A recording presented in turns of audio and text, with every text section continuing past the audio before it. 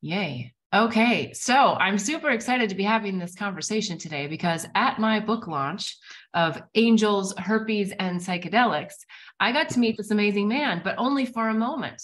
And he said to me something about herpes. And I was like, I know I need to get back in touch with this guy, but it was so crazy. There were so many people at the book launch. Yeah. I said, please give me your card. So you gave me your card. And now it's months later. And Spirit said, hey, you never called that guy that said something about herpes that you can't remember. Find his card. So I found his card. And here you are, Nick. Great.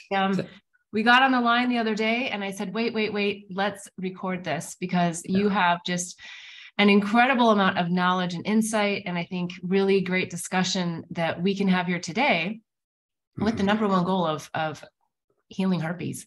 So Great. How to heal herpes, how herpes heals. That is the whole point of this call today, is that you and I are going to have some really deep discussions, some light discussions, hopefully some fun discussions about herpes and how I think herpes comes into our life for a very spiritual reason. And so let's just jump in. I mean, we don't have a planned agenda here.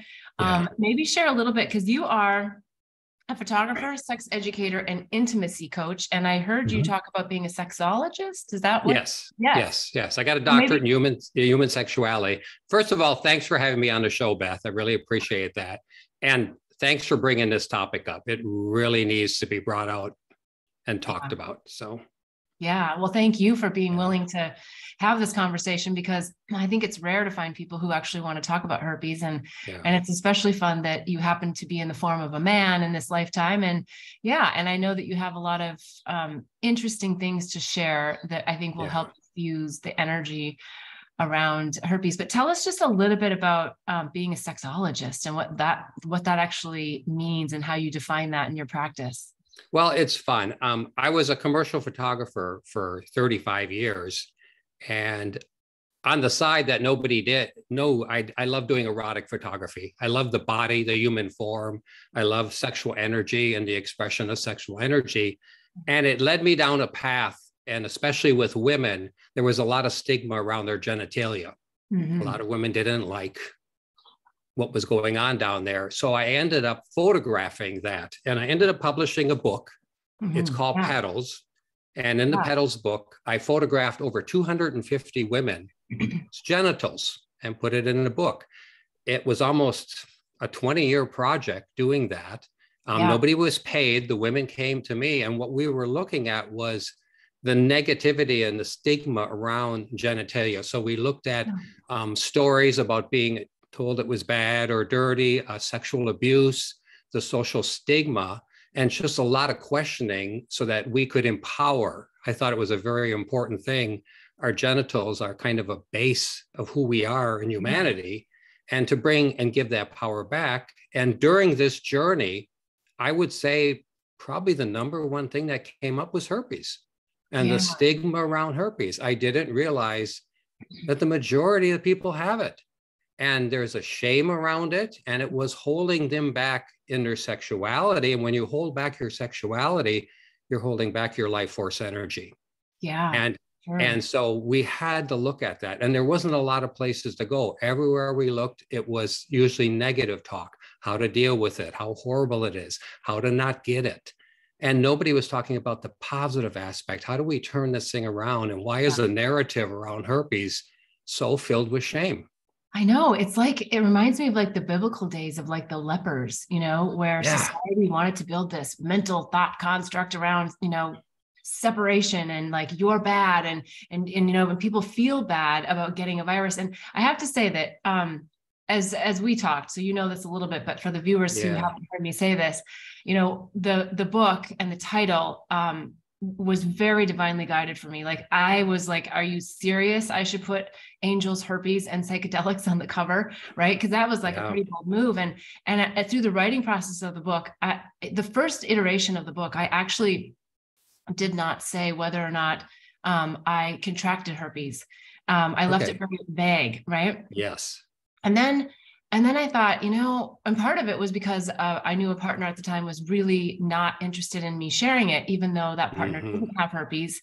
They were just scared for me. They didn't want me to, put myself out there and to, come back with the critics and the naysayers and all the stuff that can happen when you become really vulnerable about something. And so I kind of just let spirit guide me on that. And then we were in the depths of COVID.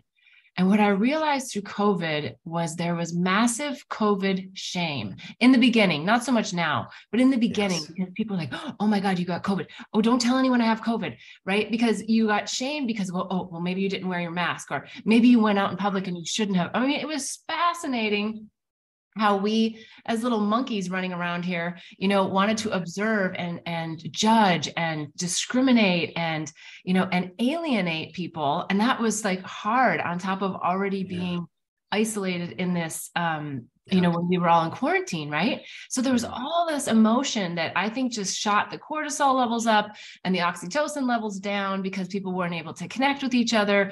And then you've got this virus shame on top of it. Yep. And when that was happening, I was like,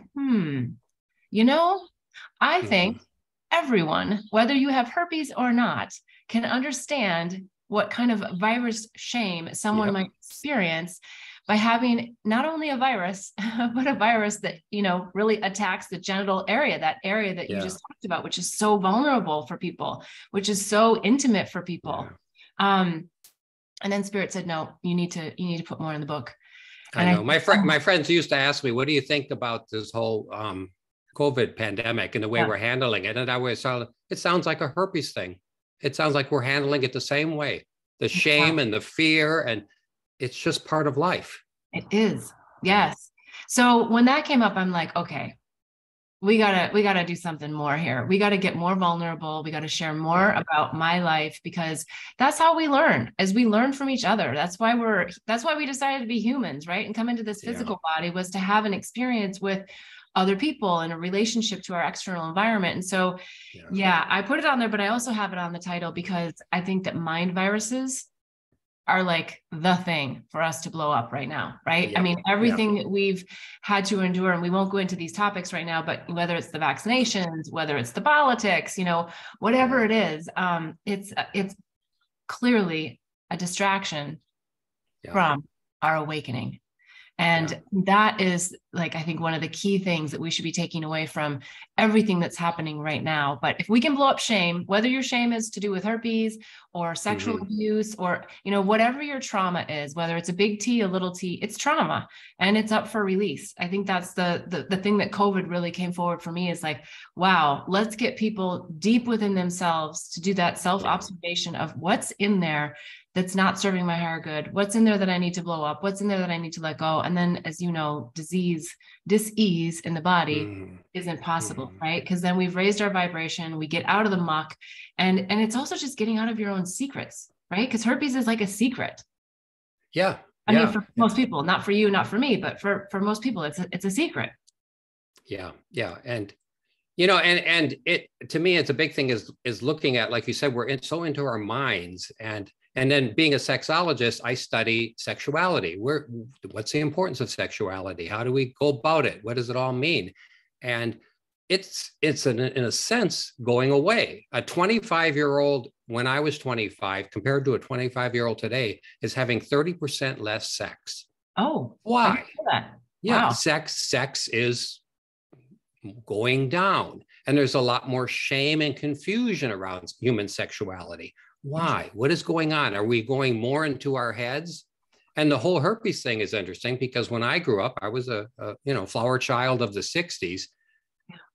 There was no herpes.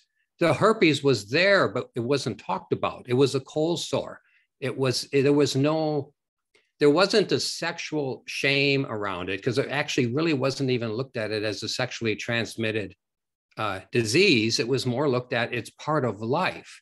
And if you go and look statistically today, you go to the WHO website, the World Health Organization, they claim something like 87% of the population of the whole world has type 1 herpes.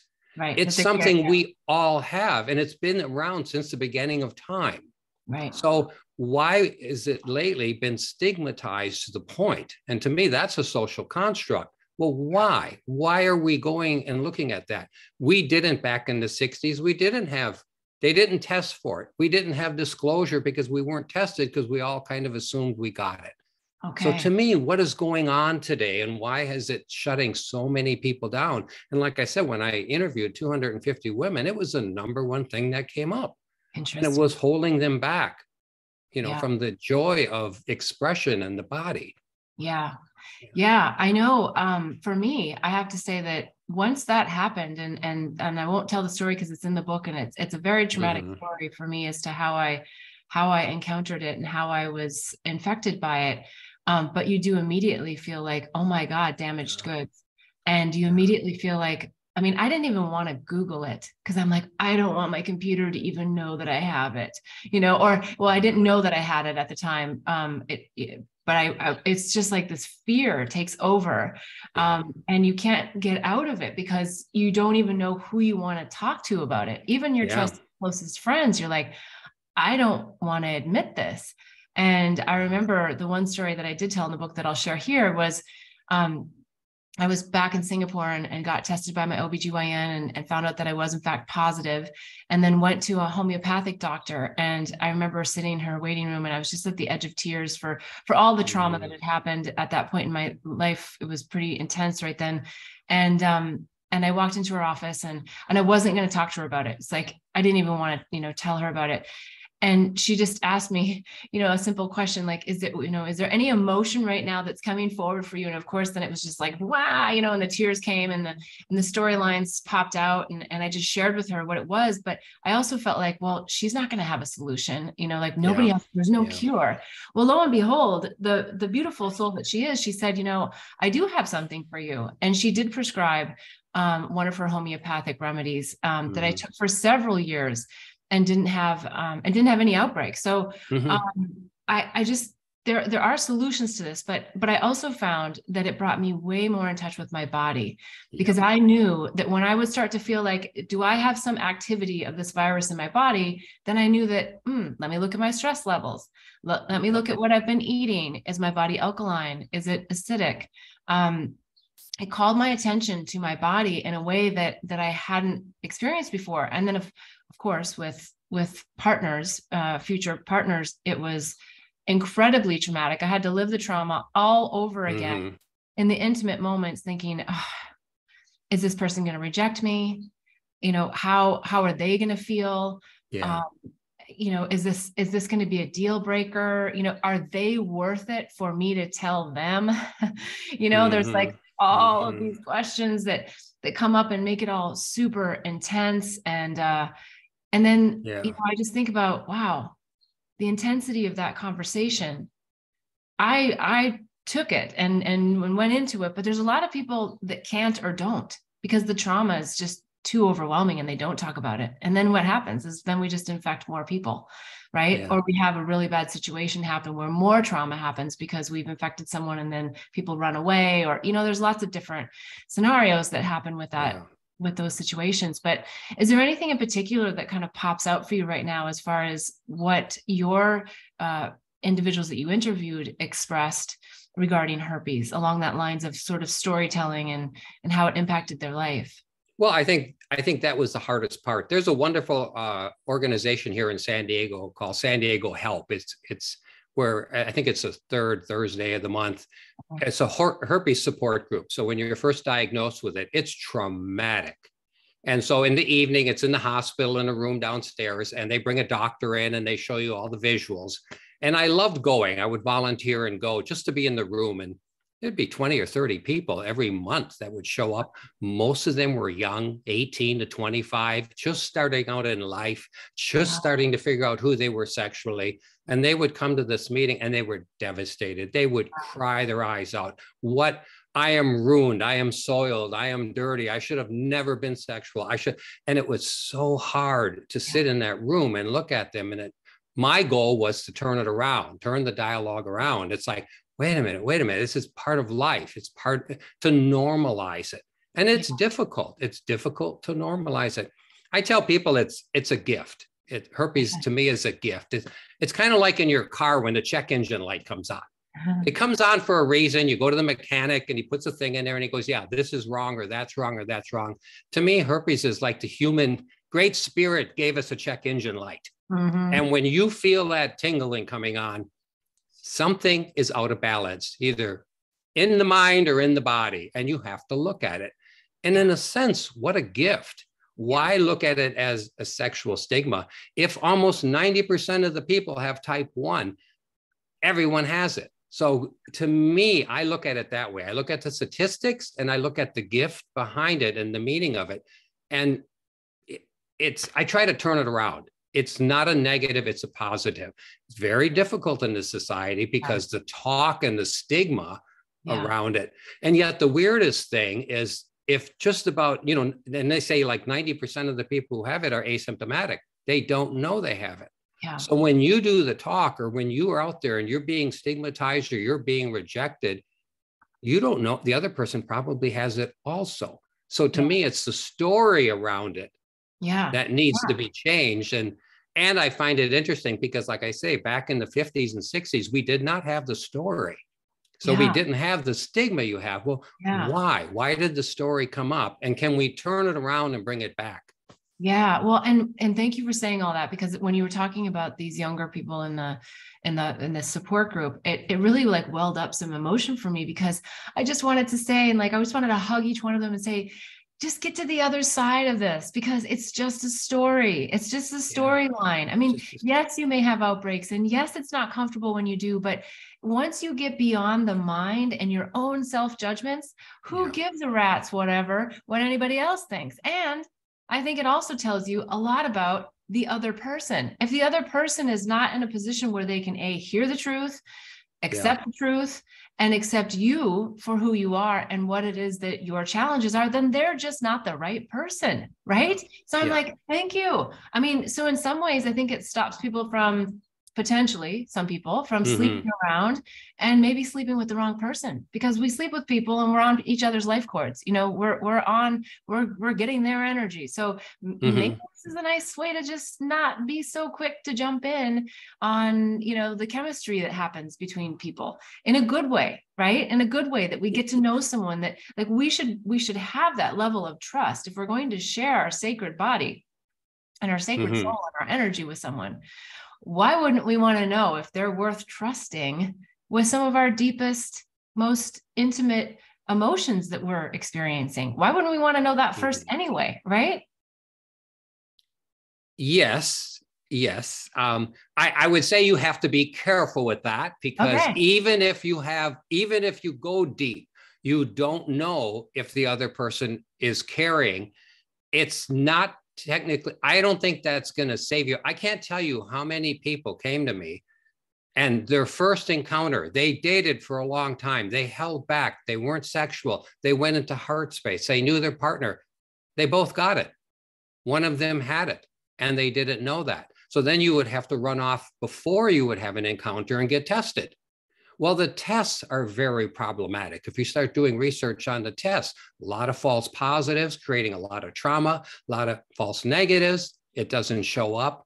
It depends when you got it. Most of the people got type 1 on the lips during childhood, 3, 4, 5 years of age, either from grandma, kissing grandma, or at daycare or at school playing around. By the time that person becomes sexually active, that virus is so into the body that a lot of the times when they do the test, it's not enough to show up. So even if you do what you say, even if you do every intention, I'm going to go heart-based, I'm going to know this person, there's no guarantee you're not going to get it. Yeah. Well, and just, so, I wasn't necessarily saying that you weren't going to get it. I was just saying that you would be with a partner that then you can actually talk it through with, because I think one of the biggest fears a lot of people have is that rejection and the abandonment, right? Because you're already, you're at a point where you have an interest to be sexually intimate with someone, and then you have to have this talk. And so you're already there. It's not like, you're at coffee on the first date and you're like having the conversation and you don't care if they don't like you, or that if they say no, it's like that intimacy. And so I think that herpes can actually help make intimacy between couples even more. And I know you believe that too. And you have some great stories that you shared with me before in how as a couple, we can really leverage the virus as, as a way of nurturing one another, as we would if we were sick with the flu, or we had, we had COVID and we were down for 10 days. We would treat our loved ones a little bit differently during that time. So knowing a little bit about what you've done based on our previous conversations, I would love for you to share some of the things that are really helpful to bring that intimacy back in, even in the midst of an outbreak. Yes. It's there. To me, it's part of life. To me, like you said, it's like if a couple's living together and somebody brings the flu home or brings the cold home, we don't accuse one another. We work around it. If your partner gets sick, you help them. You create soup. You tuck them in. You make sure you take the temperature. You're there in a loving, kind position. To me, do the same thing with herpes. I found it actually very enriching when an outbreak would appear. It's like, oh my goodness, we need to slow down. We need to start talking, spend some time. I actually created ritual around it where for those 5, 6, 7 days during that period, that it was a healing experience, much more kind and loving. Let's do spa treatments. Let's sit and meditate. Let's go for long walks in nature. Let's take a few days, call in sick at work. And even the lovemaking. Let's look at lovemaking. Okay, you have an outbreak and you're sore and you have to be careful. Well, let's look at different ways to make love. Let's be more tender. We would look at orgasm because as a sexologist, I look at the healing benefits of an orgasm. Well, obviously you have an outbreak on your genitals. You're like, oh my God, how am I going to have an orgasm down there? It was so fascinating. We look at it and go, well, let's work around it. Let's still be sexual. Let's create the thought that when we have an outbreak, rather than a negative, shameful thing, because I had sex with someone, I shouldn't have done this, I shouldn't have done that. Let's turn the mindset around where actually we're going to have fun sex. And actually the outbreak is going to be something that we're going to use to heal ourselves and become more empowered, not disempowered. So it was something always looking at the shame.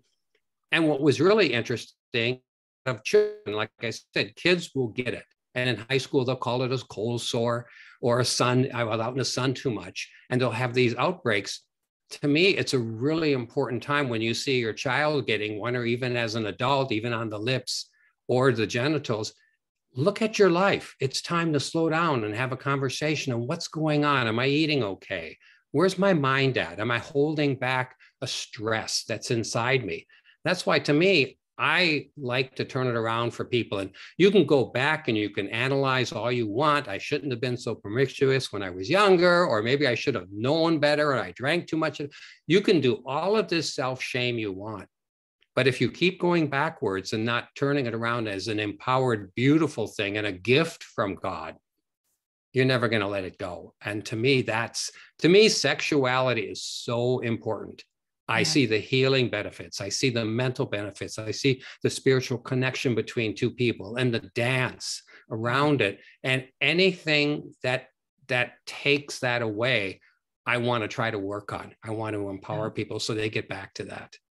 Yeah, I love that. And, I think to those sentiments, it's about Tantra, right? It's about that sexual energy. And as you said, leveraging it in a different way in the relationship. Maybe it's not the traditional, intercourse. It's something more, it's something different. It's something more sensual. As you said, make it a fun ritual and make it something special in a time that you're just honoring your body. So I think that's such great advice.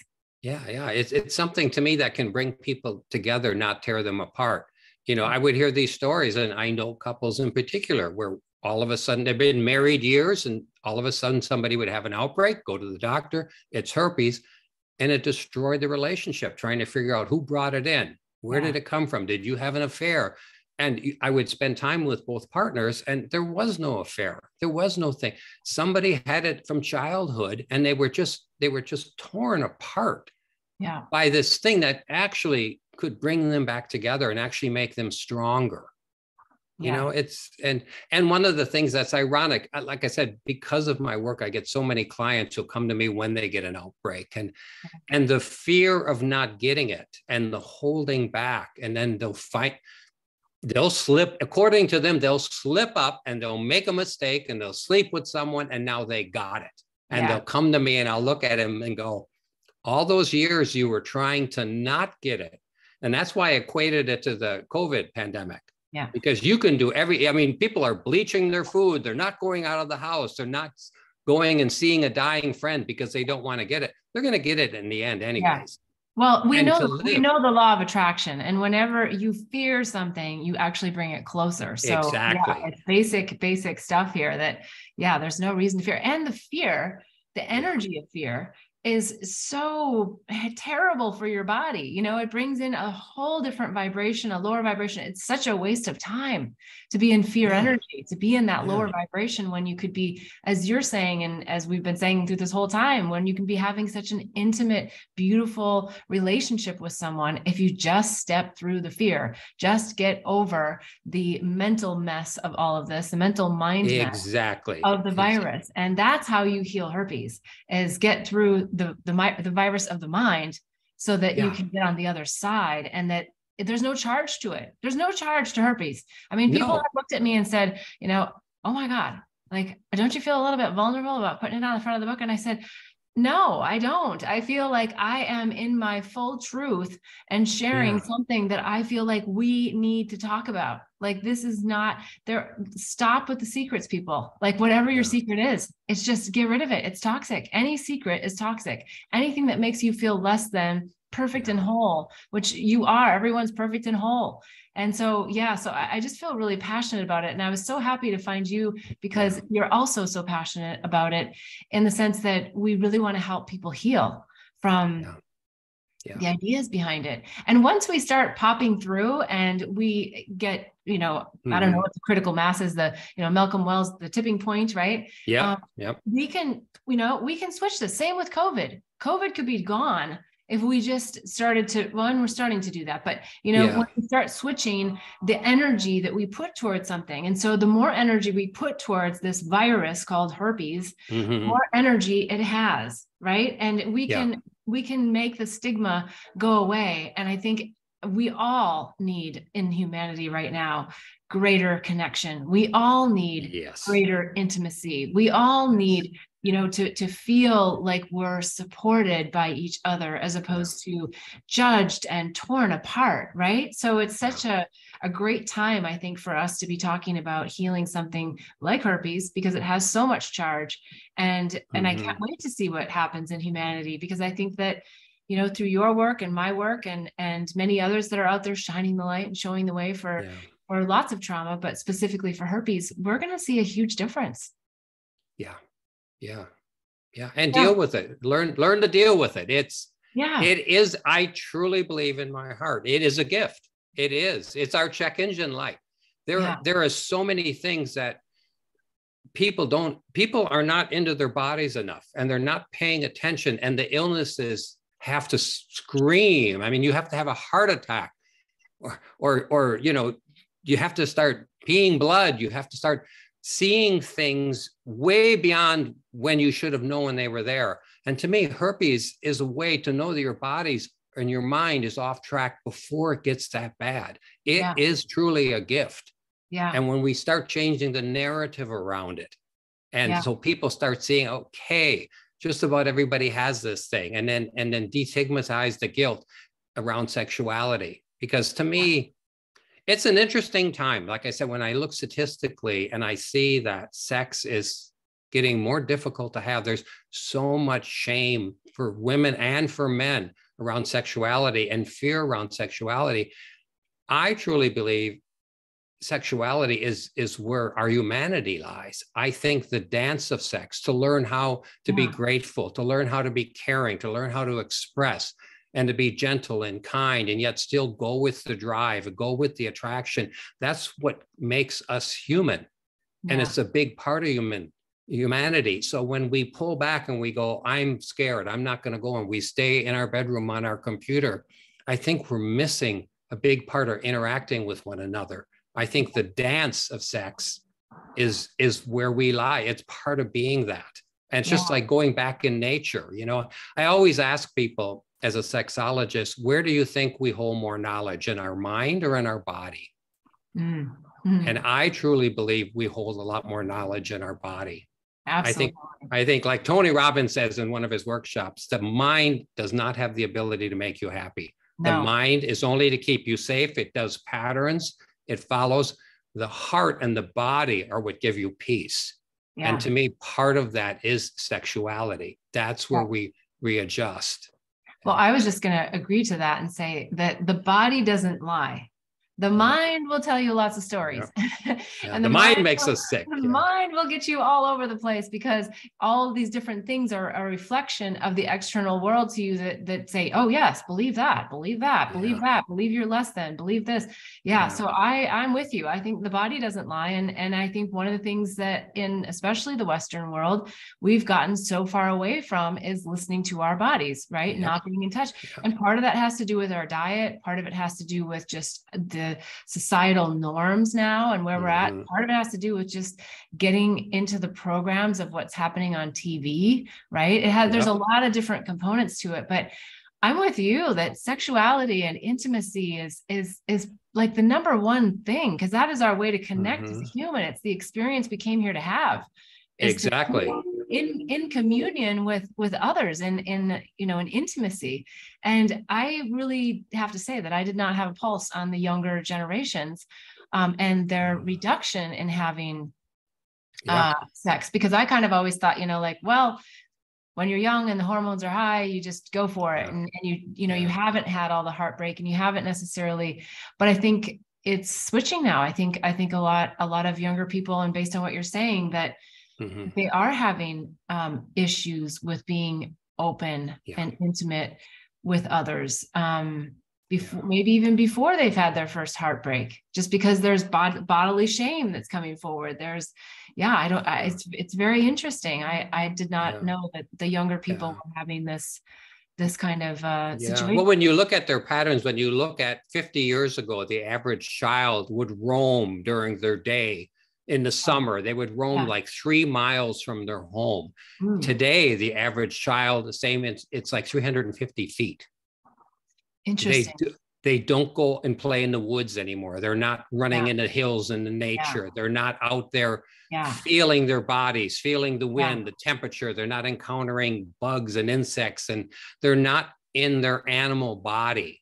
And so by the time they hit puberty, by the time they become sexual, I think they're not relating in that way. Plus, we've got a lot of the pollution and the food and the diet and the psychology behind it. It's just, we're different. So, well, it brings up a question that I have for you. I guess what I was thinking and observing was that sexuality, of course, has always been out there in videos and music and me growing up, whatnot. But I look at it now and I see it all over the place in ways that people are, I guess maybe I'll answer my own question, but I really want to hear your opinion, that it comes across more as about body image. And maybe that's also what's holding people back, because I think, well, gosh, I think that the younger people today would be going crazy with sex because everybody's, half naked on every picture and video. And I know, but I do think, now that you're saying this, I can see where, if you don't have that perfect body, or you don't have that whatever, that it's creating this level of shame that's making them actually not want to explore. Yeah. Very, very, very true. Very true. It's very confusing. And then an interesting aspect, and nobody knows a study on it, is the access to pornography prior to puberty.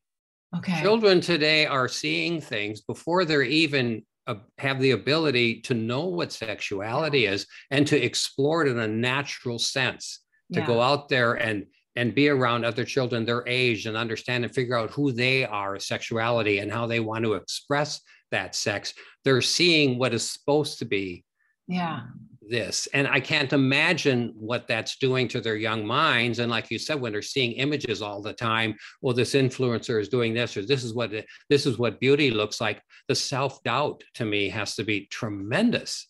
And I think that's why a lot of them would rather just stay home and be on their computer than go out and interact with real humans anymore. I wasn't aware of the pornography issue until the last couple of years with young people. I just thought somehow naively that they were protected. And since I don't have my own children, I don't have the pulse on, you know, like what's really happening out there. But yeah, I think it also probably gives them the idea that sex is some destination to hit, this orgasm to have, this feel good moment. You know, it's like drugs. You know, it's like taking a hit of a drug, and then once you're off the high, right? And it's not that. That's not what sexuality is. It's about connection and about sharing one's soul and about feeling safe and about or the tantric energy that's associated with it, not just the actual orgasm itself. Yeah. It's fascinating. A lot of things are changing today, and it's just all one big experiment. We don't know where we're going, you know, and I can express my concern. I like to try to get people back into the bedroom, get back to your bodies, playing with your bodies. But I don't know, maybe it is changing. It's, you know. Yeah, well, and I'll kind of loop it back, and then, you know, we can have a final closing. But I mean, I think that's one of the sentiments that I think is so powerful about what you said, which is, you know, when there's an outbreak, back to herpes, that there's a huge opportunity to just look at our sensuality with another person in a different way, and to look at it very positively, as though it is a vacation from maybe a routine of sexual intimacy to take it up a notch, to do something different, you know, instead of saying, okay, we can't touch each other. We can't sleep in the same bed. We can't, you know, like, it doesn't have to be that isolation of, ooh, it can be like, oh, you know, come closer. And so I really like that perspective. And I like that you're sharing that as well with people to really encourage them. Yeah, I found it fascinating. You put it on the cover and you exposed it. What are you seeing now? The book's been out for a while. Are people being honest? Are people coming out? Or is there any hope? Or are you still seeing nobody's talking about it? Well, two things. One, when I get interviewed by someone, they tiptoe around it. In fact, one interview, before the interview actually started, you know, he had the book and he said, okay, angels, herpes, and psychedelics. I mean, herbs. And I said, no, it's herpes. And he's like, oh my God, you know, and I was like, I wish we had that on camera. I wish we had that on the show. Because they're hesitant, you know, they're thinking, okay, well, what does the audience want to hear? Like, what's too shocking? What's appropriate? So from that perspective, being interviewed, a lot of people haven't really jumped in. People haven't asked the probing questions that they would about all the other stories. Right. And I'm available to answer them. And sometimes I'll just put it forward. But, if they don't lead with it, sometimes I don't talk about it. It just depends upon people's audiences and stuff. But so that's the interviewers. But what I find fascinating, what actually brings up a little bit of emotion for me, is the people. They come up to me and they just look at me and they say, I have herpes, you know, like, or do you have herpes? And it's like this, it just brings emotion. It's like this instant bond, you know, like suddenly they feel like, oh my God, like, you're telling people you have it, you know, and it's like, yeah, and you can too. You know, I mean, like, no, you don't have to write a book, and no, you don't have to go into this level of vulnerability, but, you know, the power that comes from our soul when we don't have anything to hide, you know, when there's nothing that, you know, it's like, this is who I am and this is what I am. And not everything about me appears to be perfect, but, you know, at the end of the day, I am perfect and whole. We're all perfect and whole. It's just the judgment of the mind that comes around. So I feel really honored, I guess, now at this point, to feel like that I got through to the other side of it and that I can share it with others. And I just feel really inspired. Like, I never thought, you know, oh gosh, one day I'm going to be a herpes spokesperson, you know, like, no, that was not what I was thinking. But it was so clear from spirit, from guidance, from my soul, that I needed to share this with others, and that I needed to help normalize this, that this was something. And now that we've had this conversation, I'm like, oh, there's even a deeper why in my mind, like why I'm being called to do that. And it's to help encourage people to be more sensual, more sexual, and in, you know, I don't like the word right, but in the right relationship, in a safe relationship, in a relationship where it's reciprocal, that you're not being, you know, vulnerable and then they're taking advantage or they're slamming you for it, right? That it's a situation where you're actually feeling safe and feeling nurtured and growing from it. You know, don't let herpes stop you from anything, from sexual intimacy, from, you know, the mind loops. It's like, get out of that stuff. comment on this video, listen to my other stuff, write me, and we're all in this together. Like, there is no one that should feel isolated because they've had herpes. I know what it feels like to feel that way. I'm not saying that you don't feel that way, but I'm just saying, like, I'm just offering that there is another way. And the other way is that it's not a secret. It's something you embrace. It's something that you cherish as your check engine light, as you say so eloquently, and that you really look at it as a gift, as you've also said. So I just feel excited about what this is all about. And I think that I think that this video was inspired also by Spirit when we spoke the other day, because I haven't necessarily singled out any one story from my book. I've kind of talked about, because there's so many different things that I bring forward for observation and reflection and inspiration for others. But it does feel like herpes and psychedelics, because I'm very much focused on helping to shift the narrative around psychedelics. And I should say that I do also believe that psychedelics are a great way to release the trauma from anything someone's suffering, but also herpes, that it can help you heal in your mind the perceptions and the judgments and the shame that's come around herpes, because it's not just the first time that you get herpes that you experience the trauma. It's the time that you have the conversation with someone who rejects you. It's the time you have the conversation with a doctor because they say, well, what medications are you on? And you may be taking a medication, or you may not, or you may want to ask for it, but you don't want to tell them you have it. There's just all of these emotions that keep traumatizing you over and over and over again. Exactly. Yeah. And I think you nailed it when you said we've got to go. It has to be something that empowers us.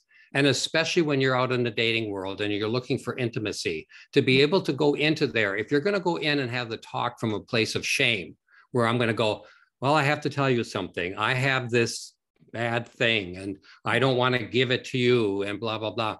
If you go into a relationship like that and your partner sits and goes, well, okay, I'll give it a try, but I have a little bit of fear.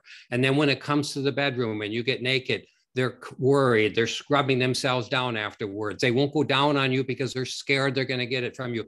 If that is how you're going to go into it, oh my God, I can't even imagine having a relationship where you go in with a negative card, a shame card, that partner is going to be able to pull on you. That is so disempowering to your spirit, and especially your sexual spirit and your sexual goal. So to me, have the talk. If you have it, look at your partner and go, I have this herpes and I'm looking for a partner who sees this as a light in me, not as a shame and a dark in me. And I'd never want you to hold back with me. I want to be able to truly play as free as spirit can be. And you're going to have to accept that. So you're either going to have to find a partner that also has herpes, that goes, we both got it. It's party time. No shame here, no shame here. Or somebody else who looks at it and goes, give it to me. I am part of that. I love you. Just as we're going to look at finances together, we're going to look at trauma. We're going to look at, maybe you have depression. It's a part of who we are. And it's a beautiful part. It's what makes all the colors of the soul interesting. You can't go in with negative around that.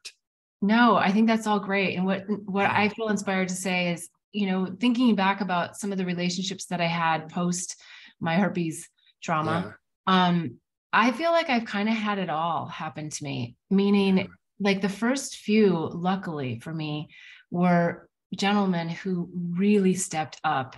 And you know what? They stepped up because I was deep in my heart. I was deep in my heart because I was sharing my trauma with them, and they helped me heal just by listening and being present. And they accepted me for who I was. They adored me more, because I was so raw, so real, so honest. And I felt so grateful for those beautiful men who sat there with me and didn't have that judgment.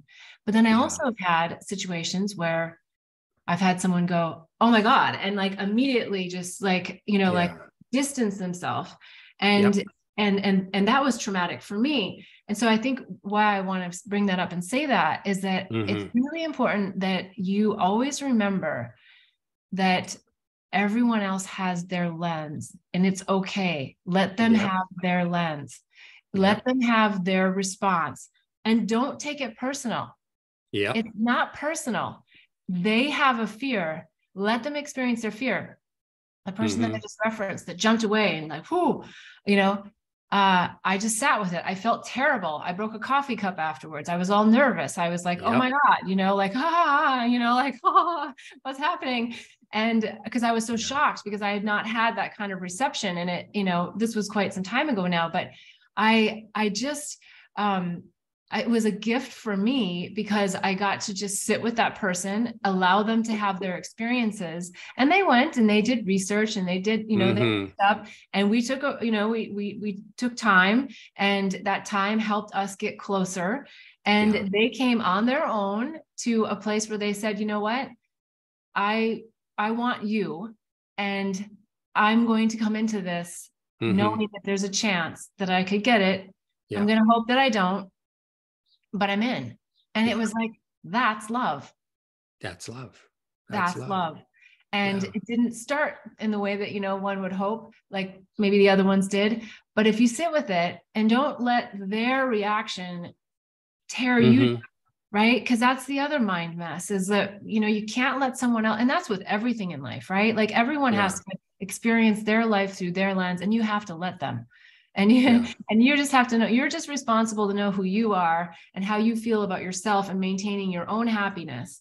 And if that situation hadn't happened that way, and that person would have just like been out the door and gone, then I would have said, you know what, thank you. This is right. This is perfect and whole just as it is. That you weren't that person to step in with me and to be there with me for everything that I am. So I think it does provide us so many incredible opportunities, as long as we just remember that it's how we choose to frame the situations and how we choose to feel about them. And yes, there's going to be some difficult situations. There is with everything, right? We get rejected all the time with lots of different things in our lives. So people will ask me, what is love, Nick? What does love mean to you? What is intimacy? And I'll say, it comes down to one thing: vulnerability. Vulnerability is what creates love. When we express who we really are. In order to do that from a place of empowerment, the first thing we got to do is we got to love our vulnerability. We got to love ourselves. We got to love our past. We got to love everything about our body and our minds and the things and the struggles we've had. And when we can love who we are and we can love our journey, nobody can take that from us. And to me, herpes is a part of that journey. And to embrace it and to love it and go, I've got this, and it empowers me. Yes, when somebody's rejecting you or you're going to have a hard time, stand tall. This is who I am. It's part of my journey. It's part of what is in there, and I love it. Yes. You know, and nobody can take that from you. Yes, I love it. I love it. I love it. Nick, you're a godsend. Thank you. Thank you. I think this has been beautiful, and who knows, we may be called to do more. But anyone who's listening to this, subscribe to my channel. I'll have more on herpes. We may have Nick back. I have a feeling we will. I have a feeling we'll have a lot more conversations about this. There's also the Awakening and Healing Handbook on my website, bethbell.me. Lots of interesting tips, tools, techniques, methodologies, modalities, you name it. I talk a lot about it in the Awakening and Healing Handbook. And then, of course, the book, Angels, Herpes, and Psychedelics. You can read all about my trauma, how I got it. And and let's just stay together as a community on all levels, not just herpes, but for everything, for love. That's all for love. So thank you, Nick. Thanks for having me. Yes. All right. Okay. Bye-bye. Bye. Yay. We did it.